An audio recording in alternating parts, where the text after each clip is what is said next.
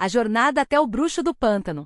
Uma história de Irene Blake. Não avisei ninguém quando decidi levar minha irmã ao único lugar que poderia salvar. Lá, a remota aldeia de Zaboloti, onde morava nosso avô paterno, Procorilite. Tânia precisava desesperadamente de ajuda, mas se recusava a voltar para outra clínica particular. A última tentativa de tratamento tinha sido um fracasso completo. Ela havia chegado ao limite. Em um surto de delírio alcoólico, quase se jogou pela janela.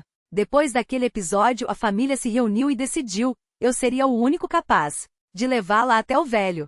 Afinal, desde criança eu passava os verões com ele enquanto Tânia, bom, digamos que os dois nunca se entenderam. Ela era impulsiva, teimosa. Justamente o tipo de personalidade que Procor não suportava. Mesmo assim não tínhamos escolha. Partimos de Novosibirsk em um trem noturno até Kika, o distrito mais próximo.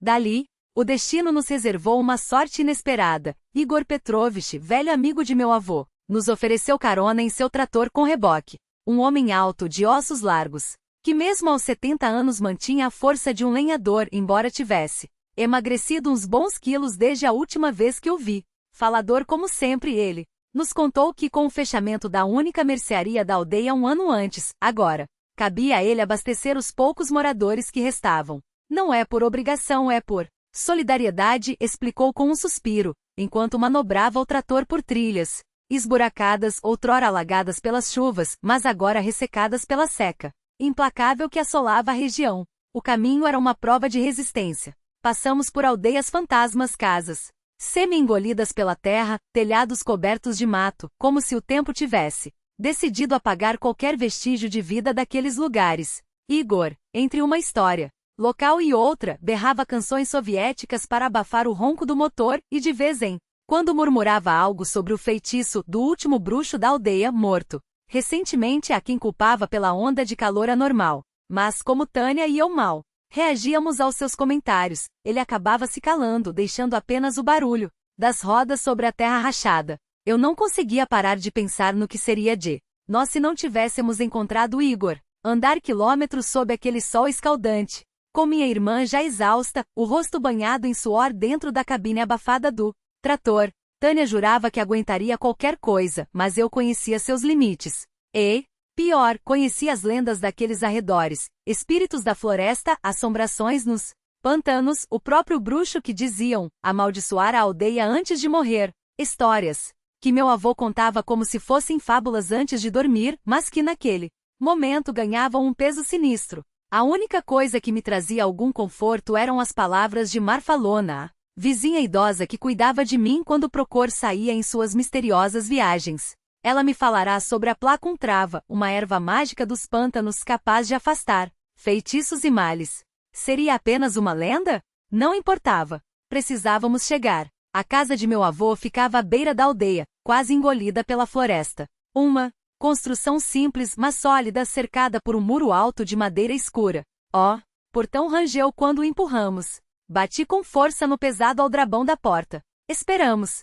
Nada. Até que, finalmente, ouvimos passos arrastados do lado de dentro. A fechadura girou e Procor apareceu no alpendre. Era impossível não notar sua presença imponente, mesmo com a idade avançada. Baixo, mas de constituição robusta, pele morena marcada pelo tempo, cabelos negros e espessos com apenas alguns fios prateados nas têmporas, um contraste surpreendente para um homem com mais de 75 anos. Cumprimentamo-lo, mas ele não respondeu.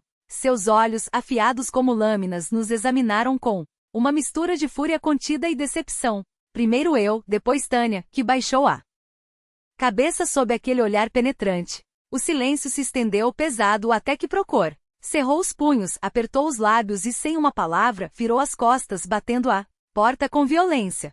Tânia estremeceu. O que foi isso? Sussurrou, os olhos arregalados de medo. Ele não vai nos ajudar? Antes que o pânico a dominasse, forcei um tom tranquilo. Vou falar com ele. Não se preocupe. Mas por dentro eu me perguntava, o que havia acontecido com o homem que eu conhecia? Procor sempre foi rígido sim, mas também justo e generoso. Nunca vira ele negar ajuda a quem precisava. Por que então? Aquela hostilidade com Tânia? Era como se algo nele tivesse se quebrado. Antes que eu pudesse bater novamente, a porta se abriu. Entrem, disse ele, agora com uma calma inquietante. O interior da casa estava exatamente como eu lembrava. Limpo, aconchegante, com o cheiro inconfundível de ervas secas e pão fresco. A grande lareira dominava o espaço, ao lado de um banco comprido e uma mesa de madeira maciça. Nas paredes, prateleiras com livros empilhados, no canto 2 baús, cobertos por um tecido bordado. O rádio, ligado baixinho, emitia uma música suave. Procor tinha estado ocupando a mente e as mãos com algo. O aroma de um bolo de peixe recém-saído do forno enchia o ar. Podiam ter avisado. Ivan repreendeu-me, enquanto servia chá em xícaras de porcelana grossa. Não é assim que se trata um velho. Sempre me avisavas antes. Mandavas recado com Igor. Aparecer do nada, sem mais nem menos. Seu olhar se voltou para Tânia carregado de desconfiança. E trouxe ela consigo. Desculpe, vovô, respondi sincero. Não tínhamos escolha. Ele grunhiu como se pesasse minhas palavras. Lavem as mãos. Vamos comer, e depois você me conta. Tudo. Ela também. O bolo era uma delícia, a massa derretia na boca, a recheio de peixe defumado explodia em sabores. Mas, sob o olhar severo de Procor, cada garfada se tornava um fardo. Comecei a explicar os motivos da nossa viagem, mas ele me interrompeu com um gesto brusco. Chega, Ivan. Vá dar uma volta. Preciso conversar a sós com Tatiana. Tânia me olhou apavorada. Assenti, terminei meu chá em silêncio e saí, sabendo que discutir seria inútil. Procor tinha suas razões, e eu só poderia esperar. O ar fresco da noite me revigorou. Zaboloti era um refúgio, o silêncio só quebrado pelo vento nas árvores, o cheiro de terra úmida, o lago cristalino além das casas abandonadas. Um lugar onde o tempo parecia ter parado, ou pior, estar retrocedendo. Em 2 anos, tudo havia mudado. Mais casas vazias, a luz elétrica cortada, apenas alguns velhos resistindo ao esquecimento. Um dia, até Procor se iria. Essa ideia me apertou o peito. Caminhei até a casa de Marfalona. Ela estava no jardim, transplantando flores. Quando o latido rouco de Zouk, seu cão preto e peludo, anunciou minha chegada. Ao me ver, ela se endireitou, um sorriso cálido iluminando seu rosto enrugado. Finalmente voltaste, meu rapaz, disse, como se soubesse que eu precisava daquele acolhimento. Mas antes que ela pudesse dizer mais alguma coisa, algo ou alguém chamou sua atenção além do meu ombro. Seus olhos se arregalaram. Meu Deus! Murmurou, a voz tremendo. Não pode ser! Cumprimentei-a com um aceno de cabeça, e ela me respondeu com um sorriso largo, revelando dentes ainda firmes apesar dos anos. Com um gesto brusco, mas sem maldade, ordenou que Zouk se aquietasse e o cão obediente abaixou as orelhas e deitou-se aos seus pés. Marfa Jovona tirou as luvas de jardinagem e enxugou o suor da testa com o dorso da mão e com uma voz que ainda guardava a doçura de outrora, convidou-me. Entra, Vaneca, o portão não está trancado. Do lado de fora, perguntei se podia ajudá-la, oferecendo-me para buscar água do poço. Ela negou com a cabeça, um gesto firme. Não preciso de nada, ainda dou conta sozinha. Melhor entrarmos em casa. Suspirou, passando os dedos pelo lenço que cobria seus cabelos grisalhos. Ufa! Ivan, este calor desde junho é de lascar. Nunca vi coisa igual. O resmungo lembrava o de Igor Petrovitch no caminho, como se a queixa pela seca fosse um ritual obrigatório entre os moradores daquelas terras. E como se os Celsa tivessem ouvido, Marfa Jovona arrematou com um tom quase profético. Esta secura não é natural. Tem cheiro de feitiçaria, marca do maldito bruxo que não deixa a terra em paz. Sem esperar resposta, desamarrou o avental enquanto caminhava com uma agilidade que desmentia sua idade, ultrapassando-me no caminho do alpendre. Subiu os degraus antes de mim, tirou os sapatos na porta e entrou. Segui seus passos. Dentro da casa, o ar era fresco e escuro, um refúgio contra o sol implacável. Marfa Jovovna sempre fechava as janelas com cortinas grossas e persianas de madeira nos dias quentes, um hábito que eu lembrava desde criança. Sobre a mesa, velas de parafina em potes de vidro tremeluziam, iluminando os padrões florais que decoravam paredes, teto e o fogão de barro. O chão de madeira era coberto por tapetes trançados, à mão, macio sob os pés. Como vais, Vaneca? Perguntou depois de lavar o rosto e as mãos na bacia. Antes que eu pudesse responder, envolveu-me em um abraço apertado. Era alta, de ossatura larga, e sua cabeça encostava no meu queixo. Eu, como meu pai, havia ultrapassado os 1,80 ainda na adolescência. Vim com a irmã do meu avô, expliquei, quando finalmente me soltou sem dar tempo para que eu retribuísse o abraço. Seus olhos astutos brilharam com uma pergunta inesperada. Como soubeste de Tânia? Fiquei surpreso, até perceber que Igor Petrovitch, que com sua língua solta já devia ter espalhado pela aldeia a notícia da nossa chegada. Marfa Jovovna sentou-me à mesa. Sem mais palavras, serviu-se de água do poço em um jarro de barro e bebeu devagar, resmungando. Este maldito calor está secando até o poço do quintal. Nunca vi coisa igual. Era impossível ignorar o peso das superstições daquele lugar. Desde criança, nas férias passadas com o avô, eu ouvia histórias que gelavam o sangue, contos de bruxas, espíritos do pântano e maldições que assombravam a floresta. Marfa Jovovna e Prokorilite eram mestres nesse repertório, e mais de uma vez acordei suando frio, depois dos relatos noturnos à luz das velas. Com o tempo aprendi a rir daqueles medos infantis, atribuindo tudo a lendas sem fundamento. Mas agora, ouvindo-a murmurar sobre artimanhas do bruxo, senti um calafrio discreto percorrer minha nuca. Engoli a hesitação e contei sobre a faculdade, os bicos que fazia para me sustentar, até que depois de um suspiro fundo, cheguei ao verdadeiro motivo da nossa visita. Marfa Jovovna ouviu em silêncio, o rosto se fechar em uma careta de preocupação. Nunca imaginei que sua Tânia fosse tão frágil, disse baixinho. Lembro dela. Menina, teimosa, cheia de vida, capaz de tirar Prokorilite do sério com suas travessuras. Suspirou amargurada. Coitada tão jovem. Mas não se preocupe, Vânia. Seu avô não vai virar as costas. Ele vai ajudar. Seus dedos, nodosos pelo trabalho, apertaram os meus por um instante. Só que hesitou e seu tom mudou, ficando áspero. O tempo agora está ruim. Muito ruim. Esta seca, este calor sem mosquitos nem moscas. Não é normal. Ó, bruxo que morreu há anos não nos deixa em paz. Dizem que em vida arrastou muitas almas para o pântano. E agora, mesmo morto, continua a semear o mal. Fitou-me com olhos penetrantes. Principalmente para vocês jovens que não acreditam em nada e por isso estão desprotegidos. Levantei-me da mesa sem saber o que dizer. O ar na cabana parecia ter engrossado, carregado de presságios. Embora minha razão rejeitasse aquelas palavras, uma parte de mim, a mesma que criança, tremia com as histórias à luz das velas, sentiu gelo se formar no estômago. Tirei do bolso a garrafa de conhaque que havia comprado na cidade, um presente que sabia que ela apreciaria. Marfa Jovovna aceitou com um sorriso forçado, agradecendo. Mas a tensão não se dissipou. A despedida foi rápida. Ao sair, o calor de junho deveria ter me reconfortado, mas uma frialdade estranha me acompanhou até o portão. Tânia estava sentada no banco do quintal, perdida em pensamentos. Não me viu até que a cancela rangeu. Levantei a cabeça e ela murmurou sem olhar para mim. Seu avô está te esperando. Não consegui decifrar em seu tom se havia esperança ou resignação. Assenti, guardando as perguntas para depois. Dentro da casa, Prokorilite estava debruçado sobre a mesa de madeira larga, separando ervas secas com precisão cirúrgica. Usava uma balança antiga de farmacêutico, pesando pequenas porções com cuidado. Já conversamos, sua irmã e eu, disse, sem levantar os olhos. Ela prometeu seguir minhas instruções à risca. Agora vamos combinar o que faremos daqui para frente. Indicou a bancada ao meu lado, e sentei-me enquanto ele continuava a trabalhar, explicando. Marfa Jovovna tem razão, o momento é perigoso.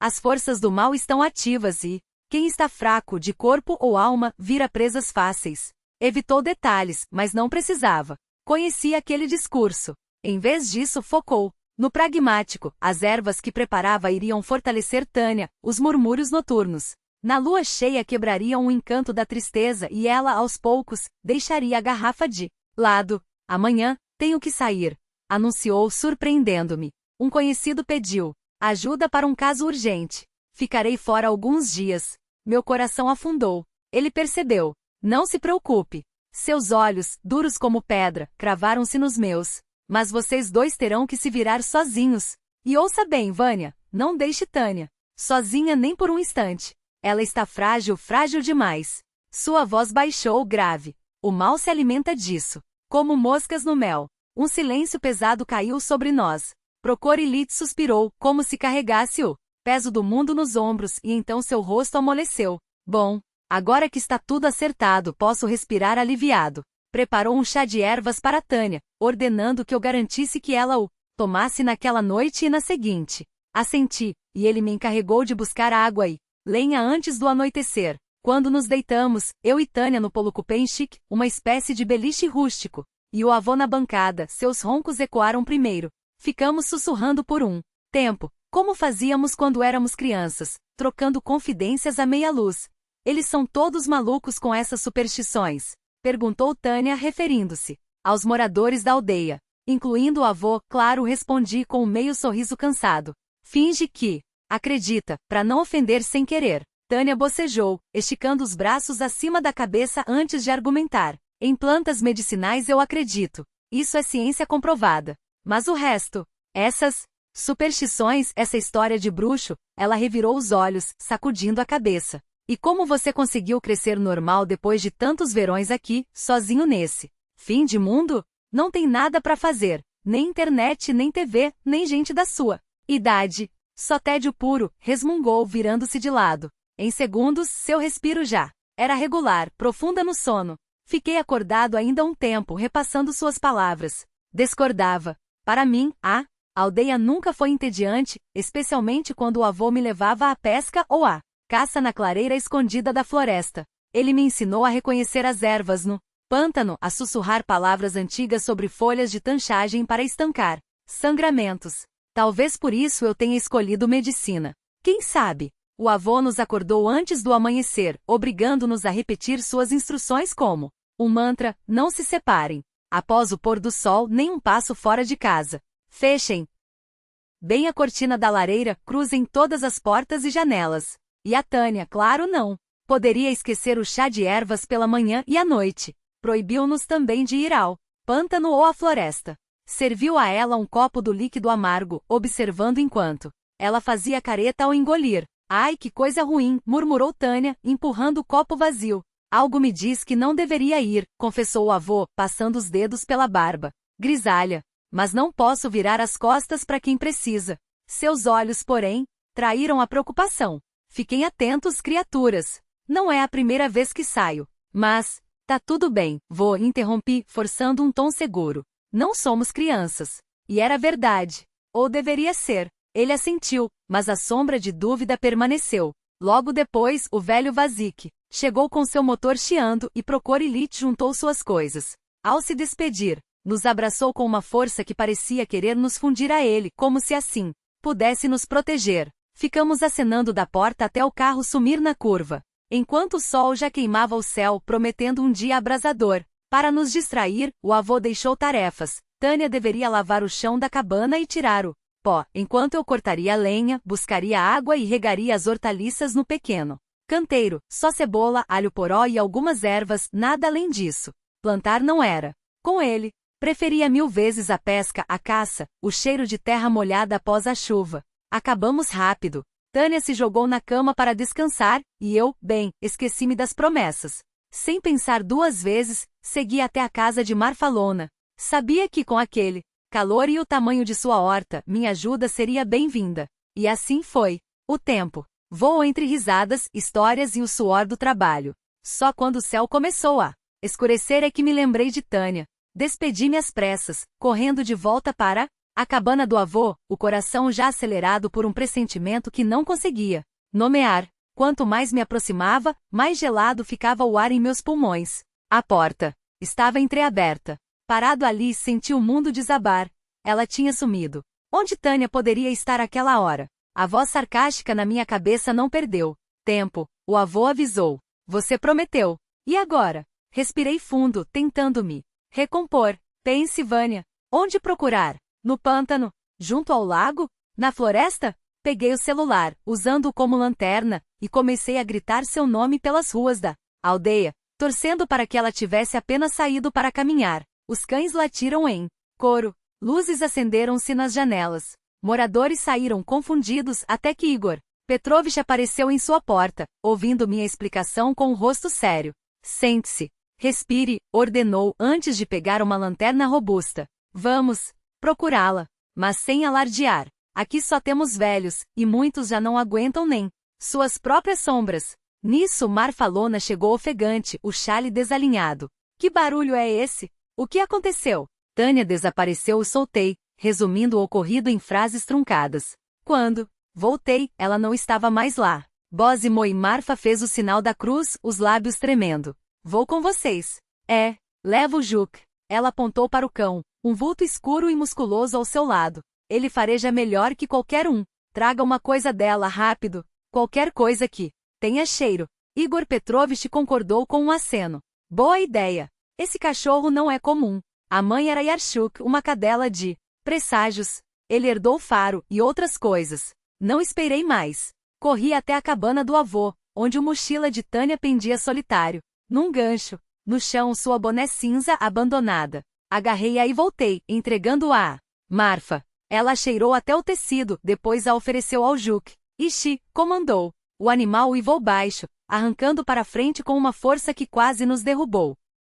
Seguimos seus passos ágeis, chamando por Tânia até a garganta arder. O cão nos guiou em círculos, cada vez mais perto do pântano, até parar abruptamente na borda da floresta. Ali imóvel, ergueu o focinho e soltou um uivo longo, desolador. O ar gelou em meus pulmões. Igor Petrovich engoliu em seco, colocando uma mão no meu ombro. Voltamos à aldeia. Esperamos o amanhecer. Depois retomamos a busca. Marfa apertou minha mão com uma força que doía, como se quisesse me ancorar à terra. No Achoto? Na Bolote Smert. Repetia mais para si mesma do que para nós. Não é o fim. Ainda não. Balancei a cabeça, lutando contra o impulso de me atirar na escuridão do pântano. Respirei fundo, exausto. Tá bem. Até o amanhecer. Passamos o que restava da noite na casa de Igor Petrovich, bebendo um café. Instantâneo amargo enquanto eu contava entre dentes o motivo da vinda de Tânia. Ele ouvia assentindo, mas a cada menção ao bruxo seus dedos se fechavam em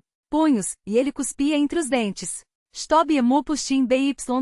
Marfa concordava, cruzando-se a cada duas frases. Até que não aguentei mais. Chega! Explode, batendo a caneca na mesa. Parecem crianças com essa história de bruxo. Tudo que dá errado aqui vira culpa dele? É mais fácil, né? Em vez de encarar a realidade, inventam monstros. Meus dedos tremiam. Vocês são adultos. Viveram décadas.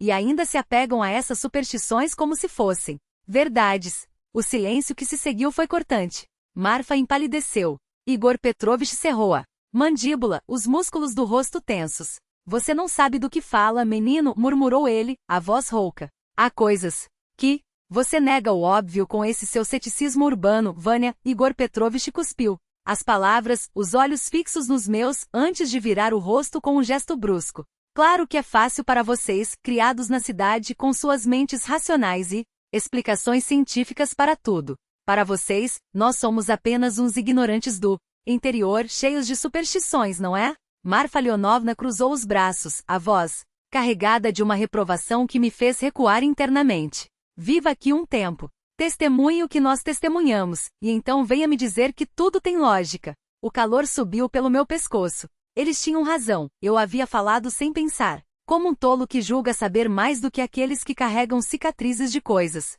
que nunca ousaria enfrentar. Engoli o orgulho, os dedos ainda trêmulos apoiados na mesa. Está bem, admiti, a voz mais baixa do que pretendia. Vamos supor que Tânia não desapareceu por acaso. Vamos supor que esse Koldun tenha algo a ver com isso. Respirei fundo. Mas então me expliquem, porque até agora tudo o que ouço são meias palavras e medos vagos. Se ele é tão real, por que ninguém nunca me contou essa história direito? Marfa Leonovna soltou um suspiro teatral, como se minha ignorância fosse uma ofensa pessoal. A Vânia balançou a cabeça, os olhos brilhando à luz vacilante da lamparina.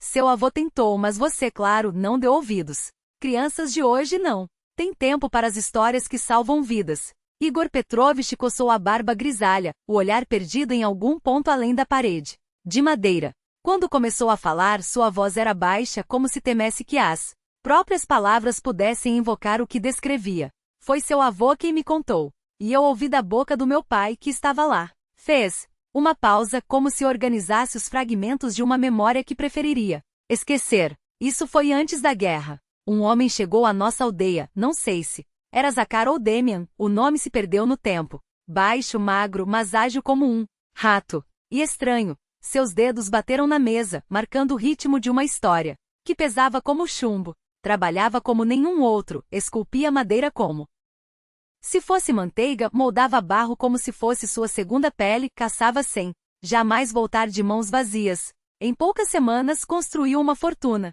Mas havia algo nele, ele estremeceu. Feio como o pecado. Cabelos claros, ralos, um olho vesgo e pálido como leite azedo. E aquele sorriso, sua voz falhou. Como se já soubesse todos os seus segredos antes mesmo de você abri-los. Marfa Leonovna cruzou-se, murmurando uma prece baixa. Ele se hospedou na casa do starosta, continuou Igor. O homem tinha uma filha, Glafira, uma beleza de fazer os santos chorarem. O forasteiro a viu e fechou os punhos. No dia seguinte pediu sua mão. O starosta, como qualquer pai, tentou afastá-lo. Pediu um dote absurdo, uma soma que faria qualquer homem desistir. Mas seus lábios se torceram. Ele apenas riu. Terá seu dinheiro, disse. Montou no cavalo e desapareceu na floresta. 3 dias depois voltou. E então o inferno começou. Em uma semana ergueu um terem às margens do pântano, uma mansão de madeira tão bela que parecia saída de um sonho. Mas ninguém na aldeia viu quem o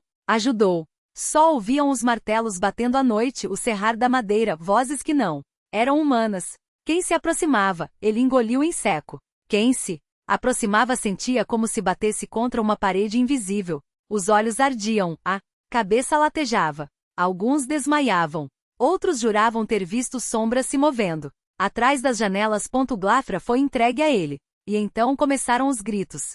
Ela fugia para a casa do pai, os vestidos rasgados, os olhos arregalados de terror. Falava de um dragão de fogo que se enroscava nos pilares da casa, de vozes que sussurravam seu nome na escuridão. O starosta envelheceu 10 anos em uma semana. Tentou comprar a liberdade da filha, implorou, ameaçou. Nada adiantou.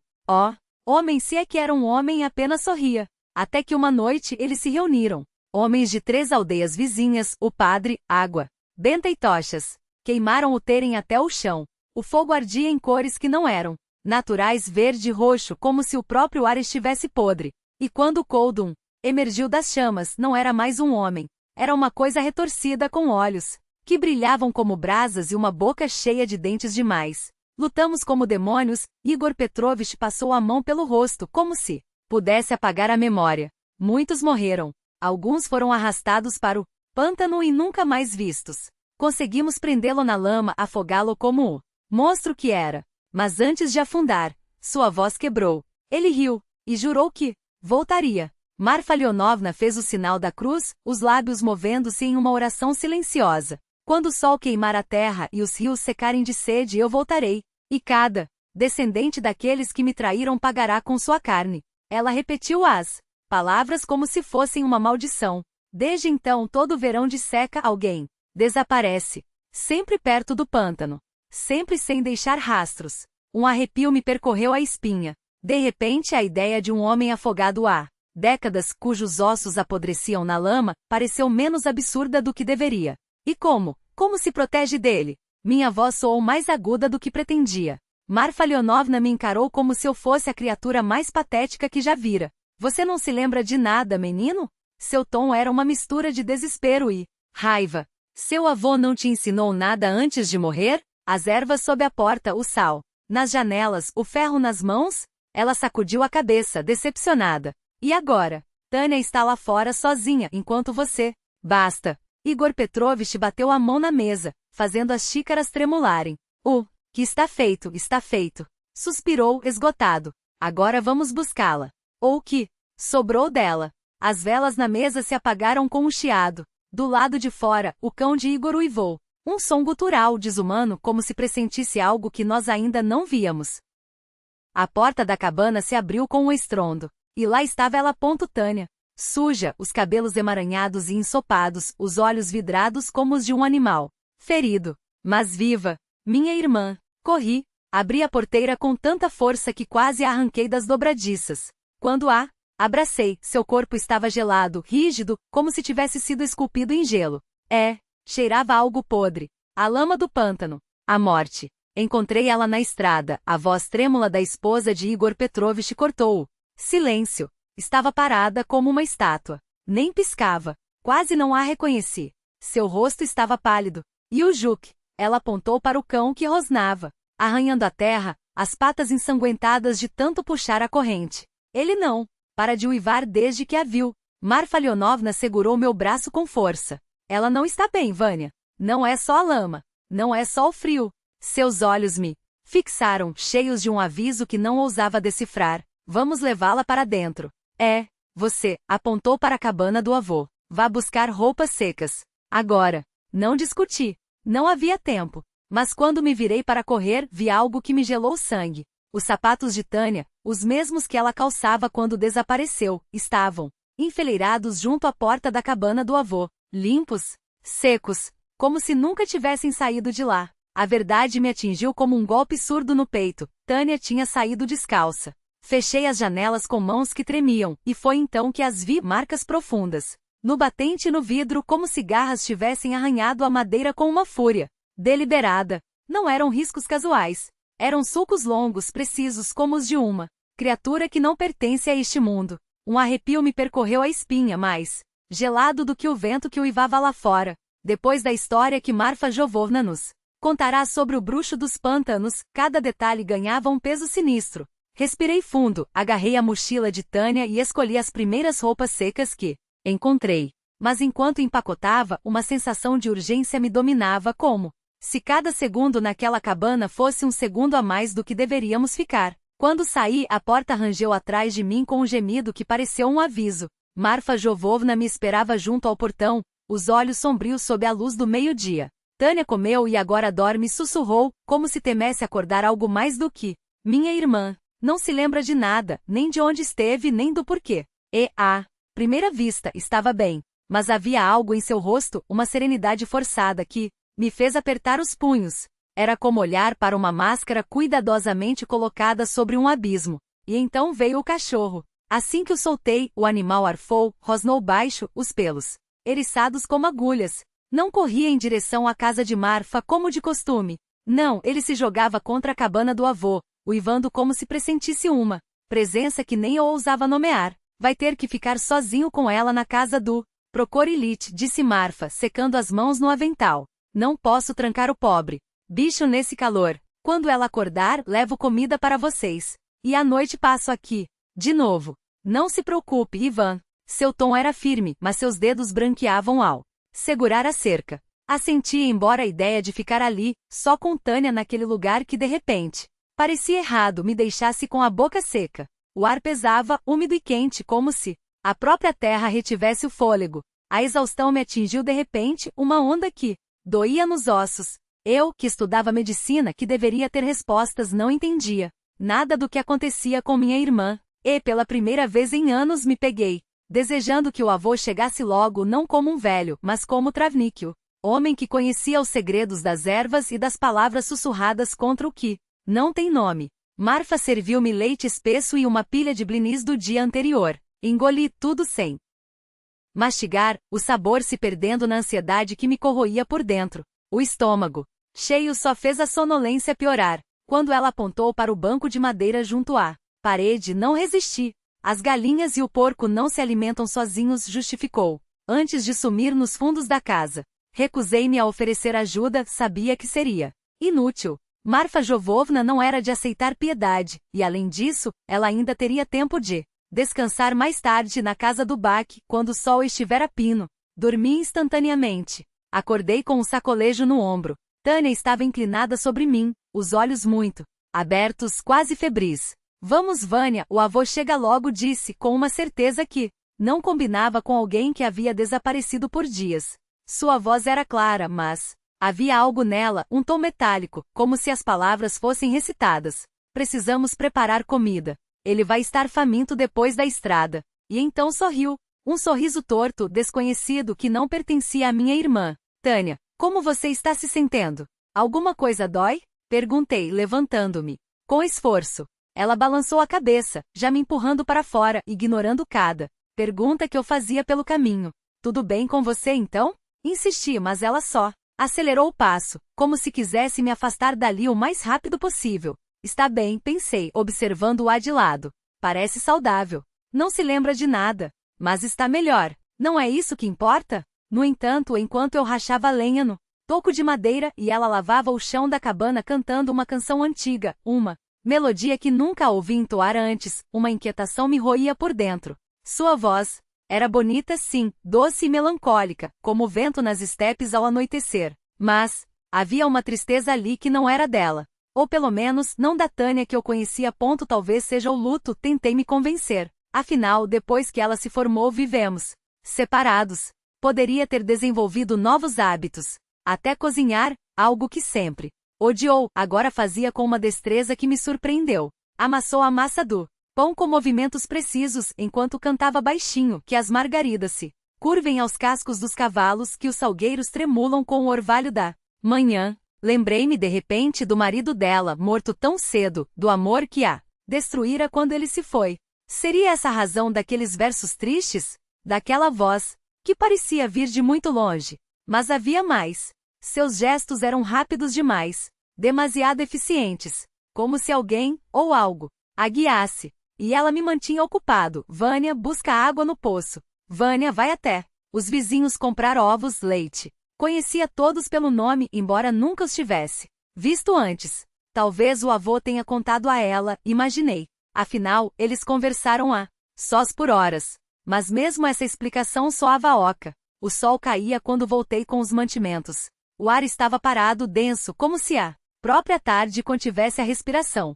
Enquanto caminhei de volta, passei pela casa de Marfa Jovovna e Igor Petrovitch só para tranquilizá-los. Está tudo bem. Não se preocupem. Mas a mentira queimava na minha língua. Foi só ao anoitecer que Prokorilite chegou. Seu rosto era uma máscara de preocupação, as rugas entre as sobrancelhas cavadas como sulcos, os lábios apertados em uma linha fina. Como estão as coisas por aqui? Nada de anormal? Sua voz era baixa, mas os olhos não se desgrudavam de Tânia. Ela estava parada na porta, sorrindo demais, as bochechas coradas de um rubor febril. Havia gotas de suor em sua testa, como se tivesse corrido quilômetros. Mas eram seus olhos que me gelaram, fixos no avô, frios, calculistas. Como se o estivesse medindo. Assim que Prokorilite cruzou a soleira, estremeceu. Parou de repente, como se tivesse batido em uma parede invisível. Seus dedos tremeram ao tocar o batente da porta, os olhos percorrendo a cabana com uma urgência que não era sua. Verificou as janelas. Espiou dentro do forno. Quando se virou para mim, seu rosto estava pálido. Algo está errado, sussurrou tão baixo que só eu ouvi. A proteção da casa foi quebrada. A ferradura sobre a porta sumiu. E essas marcas? Seu dedo traçou o ar, onde as garras haviam riscado a madeira. Algo impuro esteve aqui. E não foi embora. As palavras dele me sufocaram. Quis contar tudo, os sapatos, a canção, a maneira. Como Tânia me olhava como se eu fosse um estranho. Mas a garganta se fechou. Só consegui balançar a cabeça, mudo. Ela nos chamou para a mesa. Ainda sorria. Sentem-se, já está pronto. Sua voz era um canto de sereia. Prokorilite segurou meu braço. Precisamos ganhar tempo. Quando eu disser para saírem, mantenham na forma o máximo que puderem. Tenho que refazer os símbolos de proteção. Seus olhos queimavam com uma intensidade que nunca vi antes. E, Vaneca, sua voz era um aviso. Não comam nem bebam nada que ela preparar. O velho se levantou da mesa com um bocejo teatral, passando a mão sobre a barriga, cheia como se o jantar o tivesse deixado sonolento. Ah, esse caminho não perdoa. Mais um homem da minha idade suspirou, evitando cuidadosamente o olhar furioso de Tânia, que fitava sua tigela intocada. E que tal um chá antes de dormir? Mel com camomila para acalmar o espírito, ofereceu minha irmã, a voz trêmula disfarçada por uma falsidade forçada. E você, irmão, mal tocou na comida, repreendeu Tânia, os dedos crispados sobre a borda da mesa. É o calor, menti, enxugando o suor frio da testa. O ar aqui dentro está pesado. O velho deixou escapar um riso rouco, como se soubesse de algo que nós ignorávamos. Bom, então tomem seu chá no quintal. Respirem um pouco desse ar noturno enquanto eu arrumo minhas coisas nos baús e preparo a casa para a noite. Suas palavras caíram como uma sentença. Eu não hesitei. Peguei o braço de Tânia, que resistia, os olhos fixos na porta da cozinha, e a arrastei para fora antes que ela pudesse protestar. Meu chá foi derramado sorrateiramente na terra, gota a gota, enquanto fingia levá-lo aos lábios. Tânia nem sequer tocou no seu. Permanecia imóvel, os ombros tensos, a respiração acelerada. Percebi que ela se inclinava levemente para frente a cada suspiro do vento, como se escutasse algo além do alcance dos meus ouvidos. Não, ousei perguntar. Sabia que naquele momento cada segundo contava. Procor-Elite precisava de tempo. Tempo para refazer as defesas, para traçar no silêncio os símbolos que nos separavam do que quer que estivesse do outro lado daquela porta. Mas Tânia não aguentava mais. Levava as mãos aos cabelos, arrancava-os sem perceber. Suas unhas cravavam marcas vermelhas nas palmas. Tentava distraí-la com histórias, com lembranças da infância, mas suas palavras eram ecos sem resposta. Seus olhos, antes claros como o céu de verão, agora brilhavam febris, fixos na casa. Sabia que ela estava prestes a se levantar, a voltar. Foi então que o velho apareceu no alpendre, a sombra alongada pela luz trêmula da lamparina.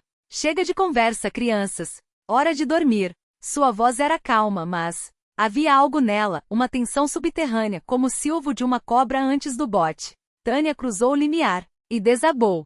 Um grito gutural, quase um grasnido, escapou de sua garganta antes que seu corpo se espatifasse no chão de madeira. No mesmo instante, o vento uivou lá fora como um animal ferido, arremessando a porta contra a parede com um estrondo que fez tremer as janelas. Depois, silêncio. Um silêncio tão denso que parecia sólido. Ajude-me, rápido. A ordem de Procor-Elite não admitia réplica. Ele já sabia. Sempre. Sob ponto carregamos Tânia até o polati, o estrado de madeira junto ao forno.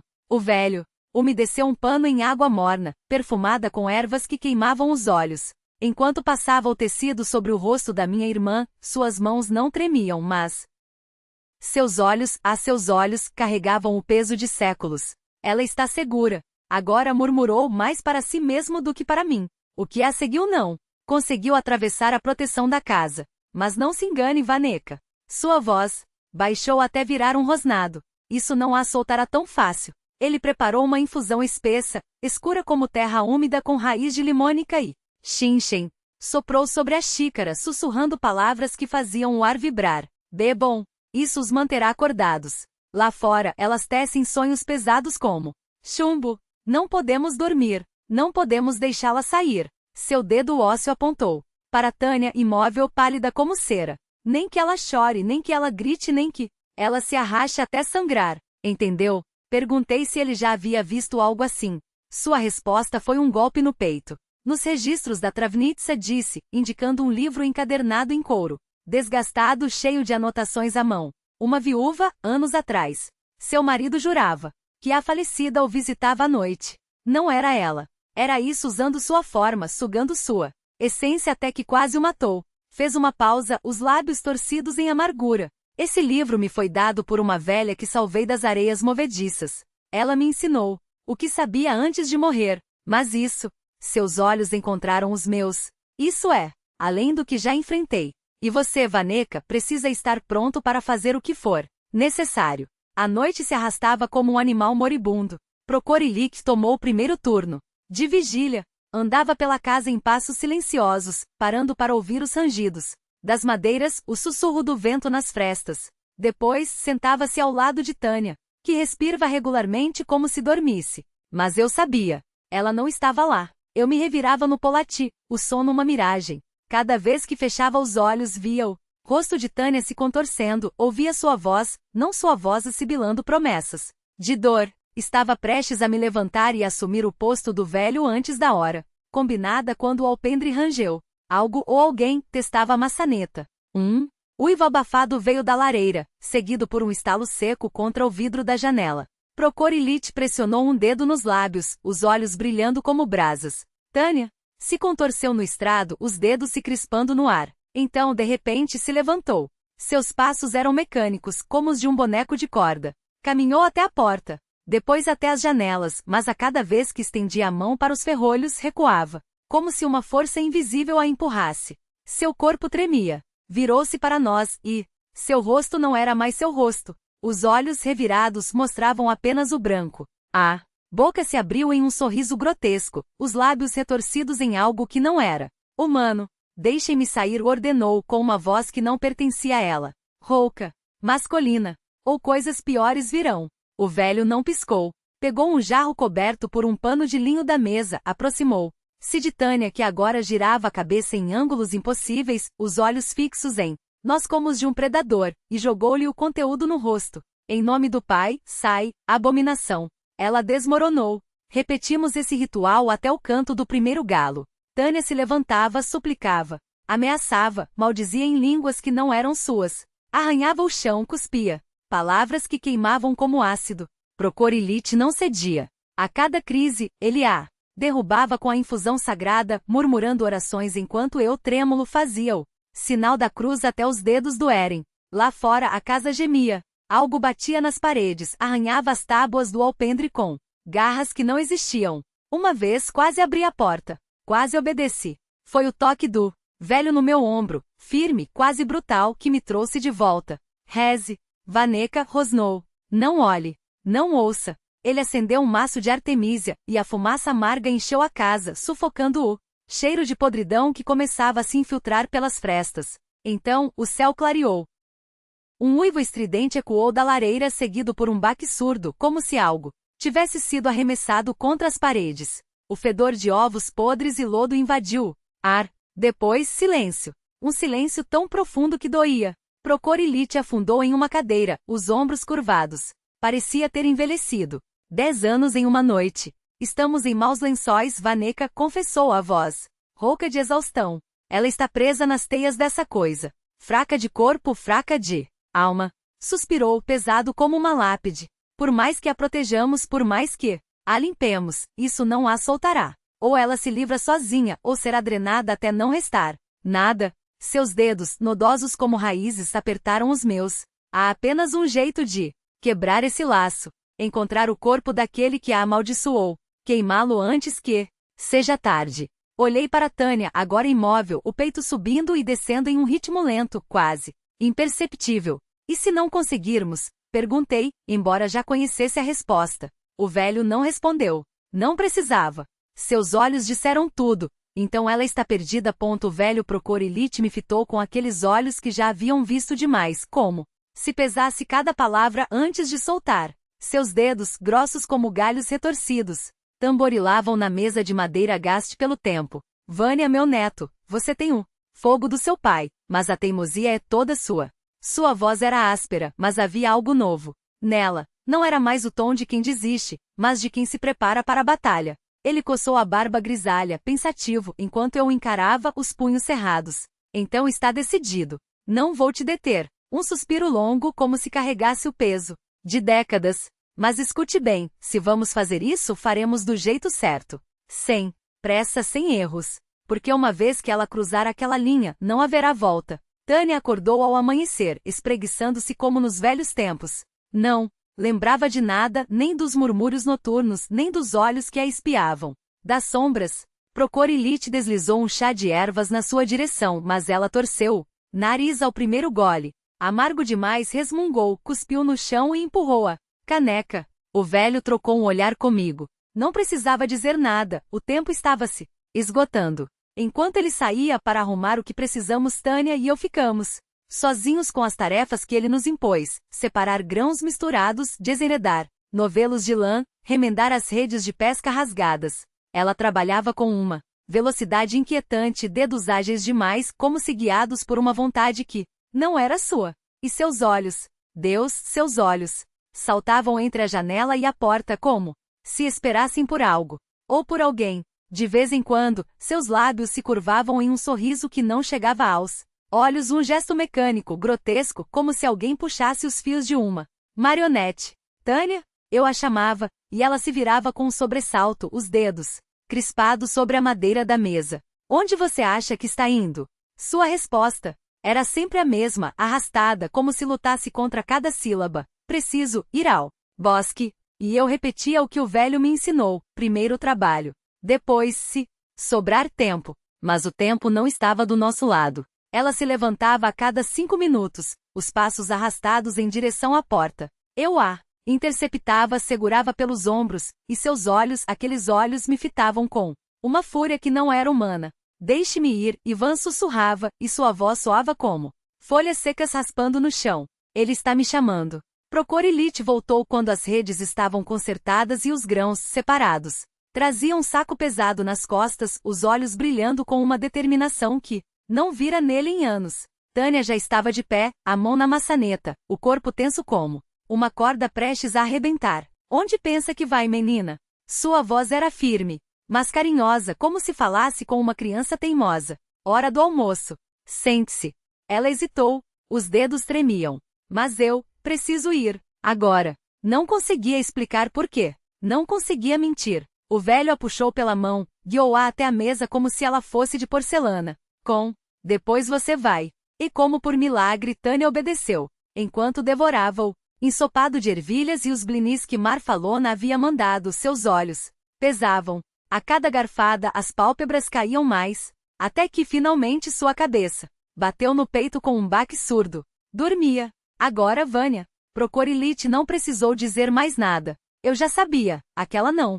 Era minha irmã. Não mais. Enquanto eu engolia a última colherada de sopa, ele me advertiu. Quando ela acordar, não será Tânia quem abrirá os olhos. Será ela. E não nos verá. Não nos ouvirá. Seus dedos cerraram-se em torno de um saquinho de tecido cheio de ervas secas e sal grosso. Temos até o anoitecer. Depois disso a proteção que teci se romperá. E eles virão buscá-la. Não tive tempo de responder. A porta se abriu com um rangido, e lá estavam Marfa, Lona e Igor Petrovich, vestidos para a guerra, jaquetas camufladas, botas de pântano, rostos feitos de pedra. Trouxemos tudo, anunciou Marfa, ajustando as alças de um mochilão, até o último pingue de querosene. Seu olhar deslizou para Tânia, adormecida na mesa, e ela fez o sinal da cruz. Igor Petrovich não disse nada. Só olhou para as próprias mãos, grossas e calejadas, como se já visse nelas o sangue que estava por vir. Minha mulher não veio.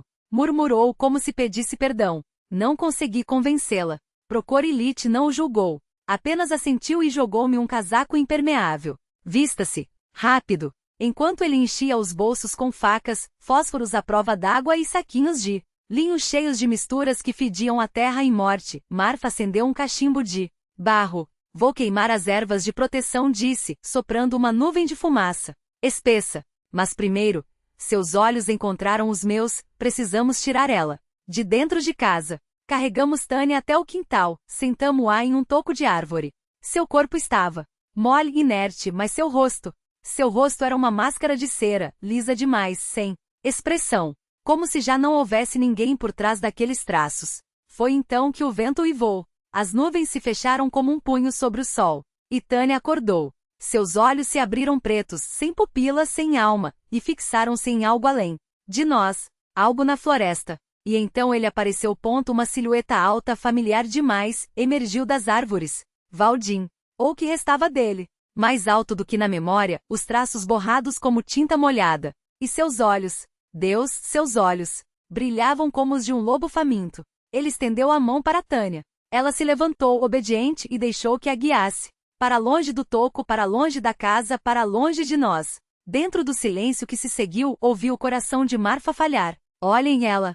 Sussurrou, o dedo trêmulo apontando para a figura que se afastava com minha irmã. De suas costas, saía algo. Uma coisa longa, escamosa, que se arrastava no chão como uma serpente. Um rabo. Procorilite cuspiu no chão. Ilusões, rosnou. Ainda não nos veem, mas logo verão.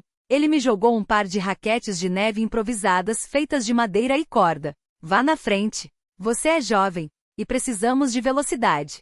Seu cachorro, Zuc, uivou. Baixo, como se entendesse cada palavra. Não havia mais tempo para medo, porque quando a noite caísse eles viriam. E minha irmã não seria a única coisa que perderíamos. A mulher de Igor Petrovich ajoelhou-se diante dele, agarrando-lhe as pernas com mãos trêmulas, a voz quebrada por soluços abafados. Não vá, te peço, não vá com eles. Seu rosto, pálido como cera, brilhava sob o sol implacável. Ele a levantou sem uma palavra, apertando-a contra o peito como se quisesse guardá-la ali para sempre. Um murmúrio terno escapou de seus lábios, algo que só ela ouviu.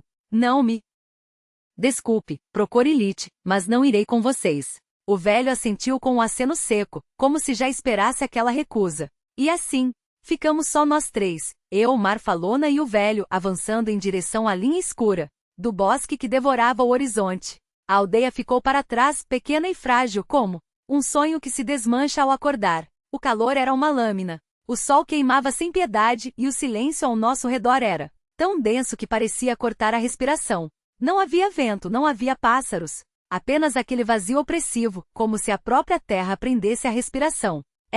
Então veio ela, a sensação aguda de que estávamos sendo observados. Não por olhos humanos, mas por algo mais antigo, mais faminto. Marfalona apertou os lábios e seus dedos, enrugados pelo tempo, tremeram ao ajustar o xale sobre os ombros. Não, é bom sinal, sussurrou, tão baixo que só eu ouvi. À nossa frente a floresta erguira-se como um muro negro impenetrável. Um labirinto de troncos retorcidos, pântanos traiçoeiros e clareiras enganosas que no verão transbordavam de bagas e cogumelos, mas agora pareciam armadilhas disfarçadas de generosidade. Quem não conhecesse os caminhos estreitos, os atalhos secretos entre as árvores marcadas por musgo, desapareceria ali para sempre, engolido pela lama, ou pelas sombras que se moviam entre os galhos. Era para lá que íamos. A seca tinha sido implacável aquele verão. Nem mosquitos nem moscas, apenas um calor sufocante que queimava a garganta. Mas assim que pisamos na borda do pântano, o ar encheu-se de um zumbido infernal. Milhares de insetos despertaram de seu torpor, vorazes como se tivessem esperado por nós. Procorilite jogou-me um pote de uma pomada escura, fedida, feita de resina e ervas amargas. Passe isso em cada pedaço de pele que não queira doar aos bichos, ordenou, enquanto untava o próprio rosto com gestos bruscos. O cheiro era de podridão e terra molhada, mas era melhor do que ser devorado vivo. À distância, a silhueta de Tânia já se afastava, ágil como uma sombra. Seu corpo esguio saltava de tufo em tufo, leve, enquanto nós lutávamos para amarrar as raquetes de neve improvisadas nos pés. Eu sabia andar no pântano, o velho me ensinou nas férias quando ainda era criança. Pise com o calcanhar primeiro, role-o pé devagar, como se estivesse acalentando a terra, repetia ele, enquanto me levava para caçar ou colher ervas nos lugares que só ele conhecia. Mas Marfalona? Ela era o pântano. Nasceu nele e viveu nele, e seus pés pareciam saber cada poça, cada raiz oculta antes mesmo que seus olhos a vissem. Em outro tempo, naquele mesmo lugar, o verão seria uma festa. O ar cheiraria a limpeza cortante, a mola úmida sob os pés, o perfume doce das bagas silvestres. As libélulas dançariam sobre a água, e os sapos entoariam seus coros ao entardecer. Mas não hoje. Hoje o pântano respirava ameaça. As plantas carnívoras abriam suas bocas pegajosas, os juncos sussurravam avisos, e a cada passo a lama chupava nossos pés como se quisesse nos puxar para baixo.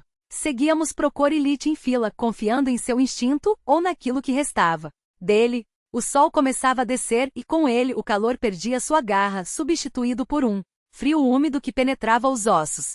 Os insetos se escondiam no musgo, à espera da noite. Caminhamos por horas exaustos, mas a figura de Tânia lá adiante não se aproximava. Pior, seu companheiro desapareceu. Um momento ele estava ali, no passo seguinte, seu corpo tremeluziu como água sob o sol e então se desfez. Uma chuva de faíscas douradas subiu ao céu, torcendo-se no ar como uma serpente alada, antes de se dissipar na luz moribunda do poente. Meu estômago revirou. Procorilite não disse nada. Apenas apertou os lábios e acelerou o passo. Quando atingimos um bosque baixo de pinheiros retorcidos e bétulas doentes cujos galhos pareciam garras, o velho parou. Aqui começa a terra maldita, avisou a voz rouca. Agora, prestem atenção nos arbustos do pântano e nas hastes da puica. Ela brilha à distância como um farol. Era verdade, as flores brancas e felpudas da planta destacavam-se como fantasmas na escuridão crescente. Então, Procorilite fez algo que gelou meu sangue. Tirou do bolso um besouro preto. Sussurrou-lhe palavras que não entendi e deixou que o inseto cheirasse o boné de Tânia. O animal tremeu como se reconhecesse o odor. Ele vai nos guiar, murmurou o velho, acariciando a cabeça de Zuki. Mas primeiro, comamos. Precisamos de força. Paramos para descansar, mas o pão seco e a carne salgada pareciam cinzas na boca. Marfalona estava pálida, suada, os lábios azuis. Não aguento mais, confessou, ofegante e apoiando-se em um tronco. Minhas pernas não me obedecem. Não serei um peso para vocês. Fiquem. Eu espero aqui. Não, comecei a protestar, mas o velho levantou a mão. Deixe-a, Vanja. Marfalona sabe o que faz. Seu tom não admitia réplica. Ela me olhou com um sorriso cansado, os olhos brilhando com uma teimosia que eu conhecia bem. Não se preocupe, fedelho. A morte não me assusta há décadas. Então mergulhou a mão no mochila e tirou um pequeno saquinho de linho desgastado. Leve isto. Guardei desde moça para uma hora como esta. Dentro, a placuntrava, a erva das lágrimas da qual ela tanto falava nas suas histórias, capaz de encontrar tesouros, amor, ou afastar a escuridão que nos perseguia. Procure liter fou ao ver o saquinho. Marfalona, onde diabos conseguiu uma coisa dessas? Agradeci, escondendo no bolso da camisa junto ao peito. As lendas diziam que aquela erva chorava quando colhida, e que seu poder era tão grande que até os mortos ouviam seu chamado. O sol afundou. A noite caiu sobre o pântano como um sudário e de repente o mundo virou som e medo. O frio mordia a pele e cada som, o estalar de um galho, o gorjeio distorcido de um pássaro noturno, ecoava como um aviso. Ouvíamos gritos agudos, como porcos sendo esfolados vivos, seguidos por um rugido gutural meio mugido, meio gemido. Era a voz deles, daqueles que não deveriam existir. Depois o silêncio. Um silêncio tão absoluto que doía. Procure-lite congelou.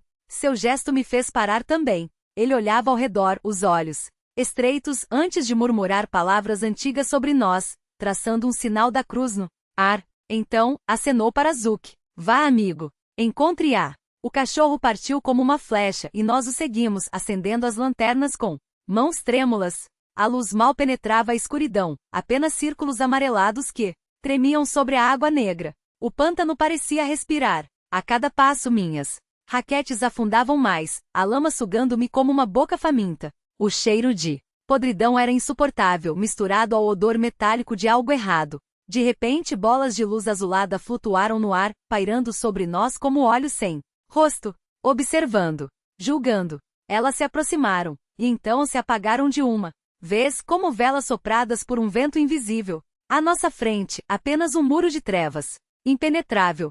Viva! Zuko uivou recuando, as patas afundando no lodo. Nossas lanternas piscaram e morreram. Repita comigo, Vanja, disse o velho, a voz firme apesar do terror que eu sentia em cada fibra do meu corpo. E não olhe para trás. Ele começou a rezar. Eu o imitei, as palavras saindo mecânicas, enquanto acendia a lamparina querosene que trouxera por via das dúvidas. A chama era fraca, um ponto de luz contra o nada. Mas o nada se movia. A escuridão à frente não era estática. Ela respirava, ondulando como tecido molhado, avançando para nos envolver. Zuko rosnava, agora colado às nossas pernas, os pelos eriçados. As raquetes afundavam mais a cada passo, a água negra fechando-se sobre nossos tornozelos, fria como a morte. E então, o pântano nos puxou para baixo. A lama sugava nossos pés com relutância, solando-os como se o próprio pântano hesitasse em nos libertar. O velho, sem interromper suas preces guturais, empurrou a lamparina para minhas mãos e mergulhou a mão trêmula no saco de couro surrado. De lá, extraiu punhados de sal grosso e ervas secas, esmagadas até virarem pó cinzento. Com gestos precisos, começou a semear o chão ao nosso redor em arcos amplos. Cada grão de sal, cada partícula de planta que atingia o ar explodia em faíscas brancas, estalidos secos que rasgavam a escuridão como lâminas. O vazio tremeu. As fissuras de luz se multiplicavam, tecendo uma rede de cicatrizes luminosas na carne da noite que se retorcia e chiava, como se estivesse sendo esfolada viva. Então de repente a cortina negra se rasgou. Do outro lado da brecha, um crepúsculo azulado e doentio revelou-se, pingando sobre um pedaço de terra firme no meio do charco. Árvores retorcidas, curvadas como velhas com dor nas costas, formavam um círculo em torno de algo que não pertencia àquele lugar. Uma dacha de mercador, negra como fuligem com torres pontiagudas, que furavam o céu baixo. 2 andares de madeira escura, janelas com rendilhados, tão finos que pareciam tecidos por aranhas, não por humanos. Agora, Vânia. O velho cuspiu, a voz rouca de urgência. Antes que a fenda-se feche. Zuko uivou baixo, um som que mais parecia um aviso do que um latido. E nós corremos. O ar do outro lado era espesso, estagnado, como se tivesse sido respirado e exalado 1000 vezes pela mesma boca podre. Cheirava a água parada, a madeira, apodrecendo dentro da própria casca, a algo doce e estragado que grudava na garganta. A névoa leitosa do pântano enrolava-se em torno da ilha como um sudário.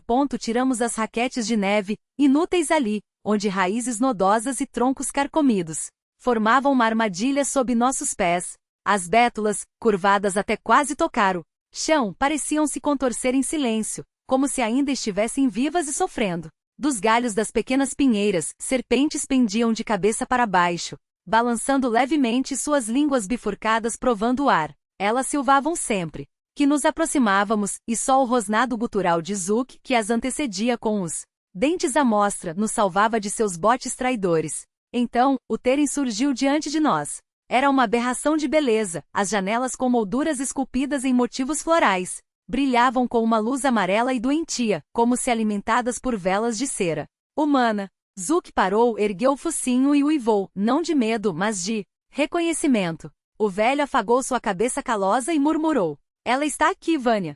Sua irmã. Antes que eu pudesse reagir, ele retirou um saquinho de linho do bolso interno do casaco e bateu na porta com um martelo de ferro forjado. O som ecoou como um tiro. No silêncio úmido, a porta rangeu ao abrir-se sozinha. Dentro, o ar era pesado com o cheiro de cera queimada e tecido antigo. Tapetes persas bordados com fios de ouro desbotado amorteciam nossos passos no assoalho de carvalho. Cortinas de seda, tão espessas que pareciam reter a poeira dos séculos, caíam em cascata das janelas altas. Nos candelabros de ferro negro, velas grossas ardiam com chamas imóveis, como se o tempo dentro daquelas paredes fosse outra coisa, algo que não corria, mas espreitava. E então ouvimos uma voz. Não era um canto, era um chamado. Do fundo da casa ecoava a melodia que Tânia costumava tararelar quando pensava que ninguém a ouvia. Mas havia algo errado na entonação, uma dissonância quase imperceptível, como se as notas estivessem sendo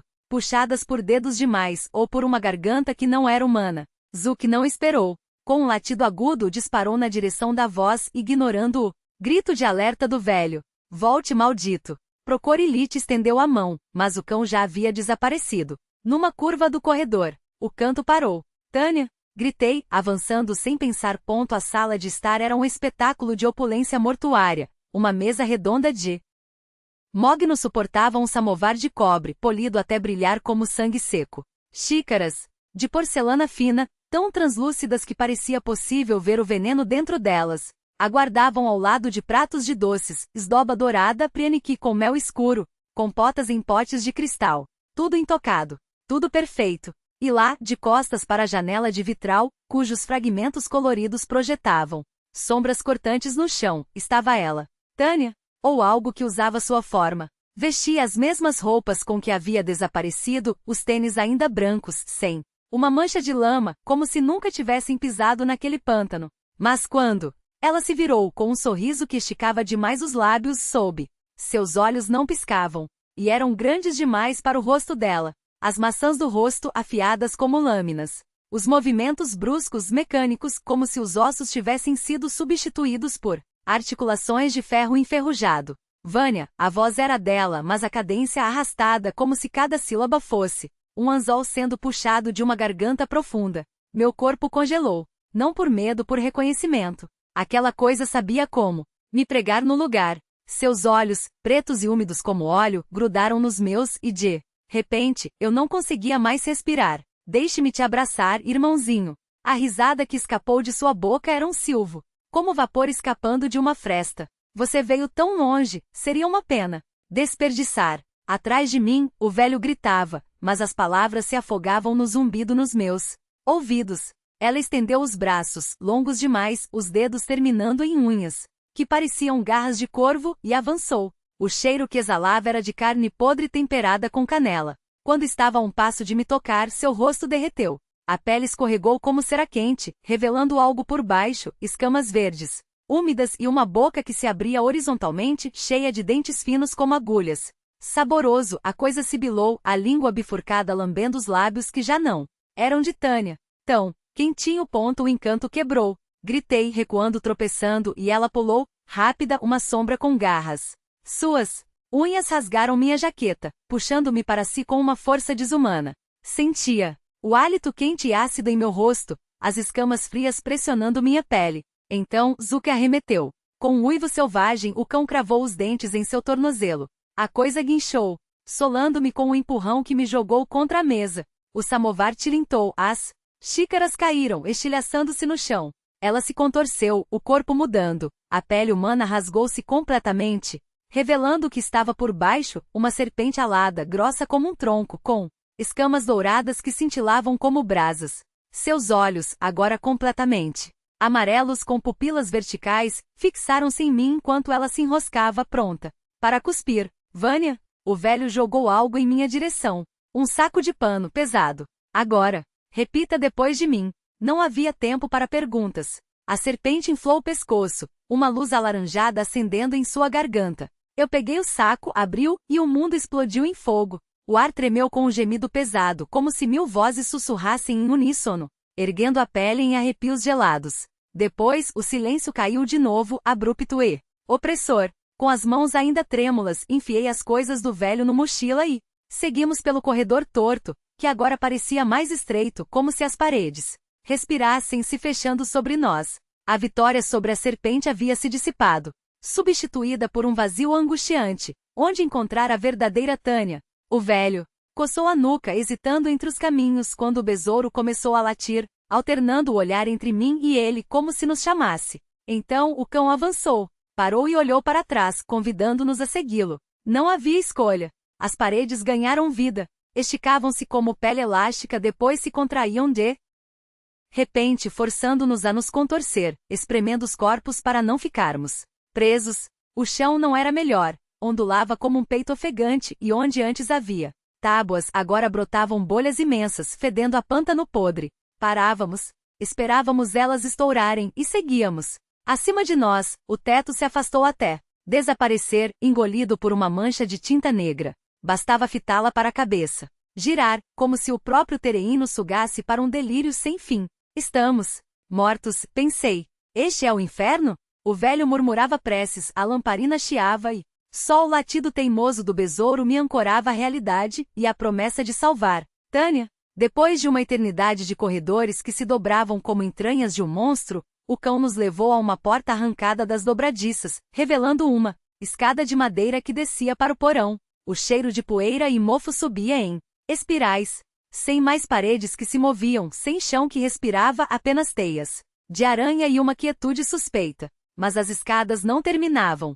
Descíamos e o velho, mesmo jogando sal, acendendo feixes de artemísia ou rezando, não conseguia quebrar o feitiço. O ar ficava mais denso, mais quente. O besouro ofegava até que parou, sentou e se recusou a ir adiante. Não aguento mais, Vânia. O velho segurou o peito, o suor escorrendo pela testa. É forte demais.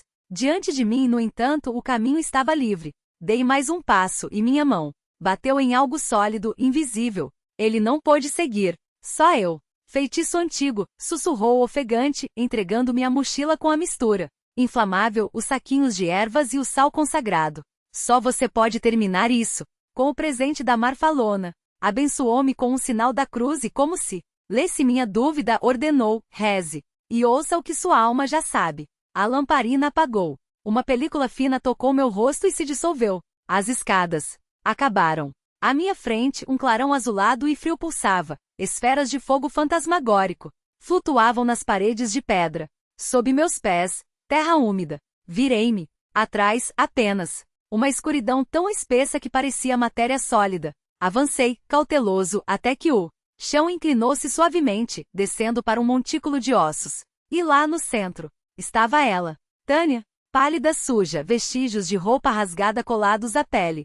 Seus olhos estavam fechados. E ela parecia dormir, não fosse pelas costelas de ossos finos como cordas retorcidas, enlaçando-a em uma mortalha viva. Corri, chamando seu nome, a voz quebrada. Tânica, Tânia. Mas os ossos não cediam.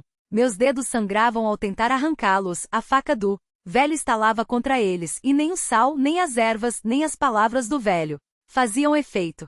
Gritei até a garganta arder, até desabar ao lado dela, chorando, repetindo preces entre soluços. Foi então que senti um calor no bolso da camisa. As lágrimas secaram. Uma calma estranha invadiu meu peito. O presente de Marfalona. Tirei o saquinho, abriu, e lá estava, impossivelmente fresco, como se acabasse de ser colhido, uma flor de placuntrava, o derbenique dos pântanos com suas pétalas rosadas em hexágonos perfeitos, orvalhadas. As palavras vieram sozinhas, como se sempre soubesse. Placuntrava, ajuda-me.